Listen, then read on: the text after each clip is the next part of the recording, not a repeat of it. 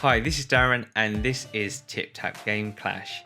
If you've been watching my videos, you might have realised by now that I'm a side-scrolling Brawler fan, and unfortunately my last episode I had the chance to review Coffee Crisis. If you've not watched the video yet, I will summarise very quickly. It's fucking shit. Don't watch it. Well, you can watch the video because that's great for me, but just don't buy the game. So if you see it on the Nintendo eShop or anywhere at a discounted price of less than $1 or 99p or £1, whatever your currency is in your region, still don't buy it because it's that bloody bad. However, moving on, we have something which is a bit of a gem, and that is 99 Vidas. This being the definitive edition on the Nintendo Switch does mean it has a number of perks available that the other consoles versions missed out on, which is great for us, and also it's cheap. Nice. So if you've not played it yet or heard about it, 99 Vidas is, as I said, a side-scrolling brawler. It's set over a number of levels. Being the definitive edition, there are 14 playable characters accessible to you. These are male-female equivalents. So basically you've got, I think, 4 or 5 core character types. Each one borrows an element. It's kind of like Avatar: The Last Airbender. So you've got wind, fire, ice, or maybe it was water. Regardless, you get the gist. But then you've got the female equivalents, which are pretty much identical to the male equivalents, but they appear to be like wearing cat suits. Not actual like Catwoman cat suits, literally cat ears and a towel. It's weird, but gameplay wise, it's epic. So we're going to check out the review now. Any questions or comments, as always, throw them over to me and I will certainly respond. Give me a thumbs up and also subscribe to the channel. Anyway, let's crack on with the review.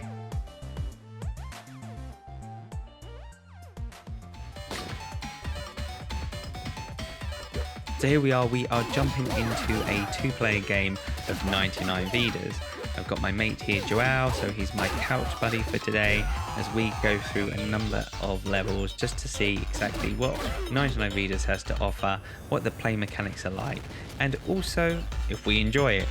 Well, I'm going to sum that up really quickly because it's bloody awesome, but we will get back to that in a second. This being the first level, the first thing that actually I picked up on was the influences from Double Dragon. So the opening scene where the garage doors coming up and you can see the kind of red Chevrolet. It's one of them. It's definitely a red car anyway. And in the garage, that's kind of a throwback to the old Double Dragon games. Other influences can be found from the likes of Streets of Rage and Golden Axe, with the same replication of the controller configurations to what you used to get in the arcades, where one button controls your special ability. Get that little bad boy and the screen will explode with a huge character that will deal significant damage to wipe out all those enemies.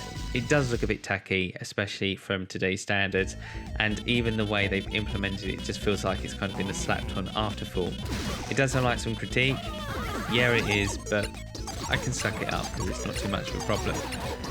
Underneath your character icon at the top of the screen, there's 2 boxes there. So once your gauge has filled up blue, you'll kind of be able to do your first special, which is just a little weak thing. It's not even worth doing it. It's like ramming somebody with a shopping trolley.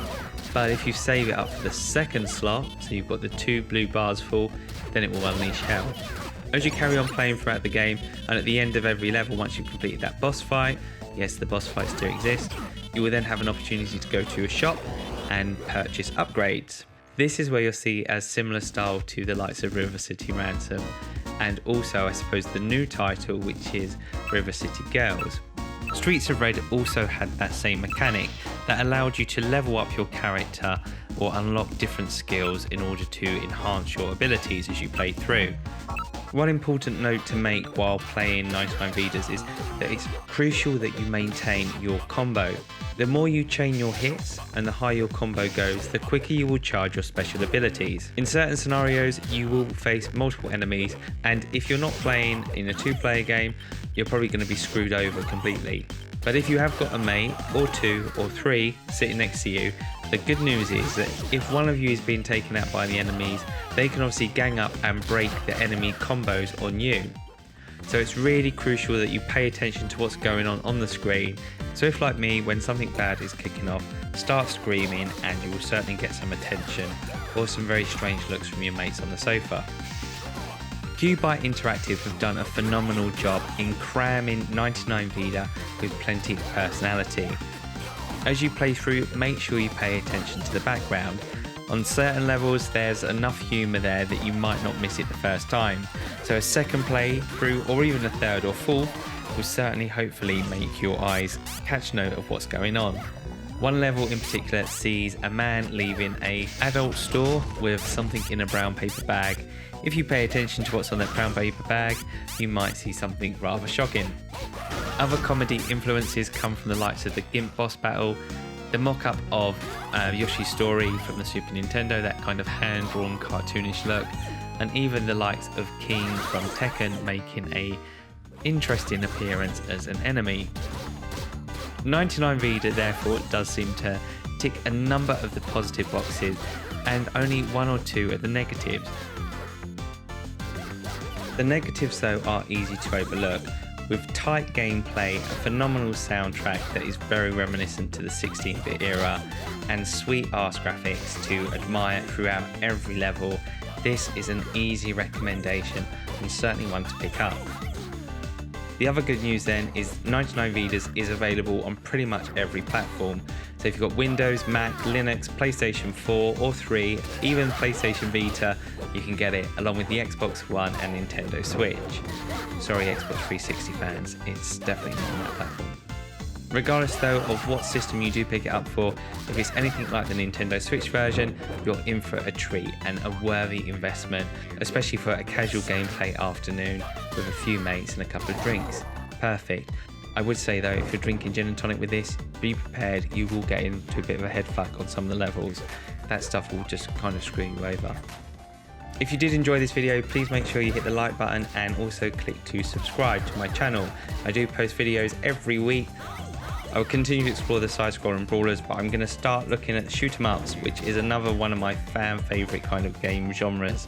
So tune in next time, and this is Darren. This is Tip Tap Game Clash. Thanks very much for watching. I do appreciate it. Cheers.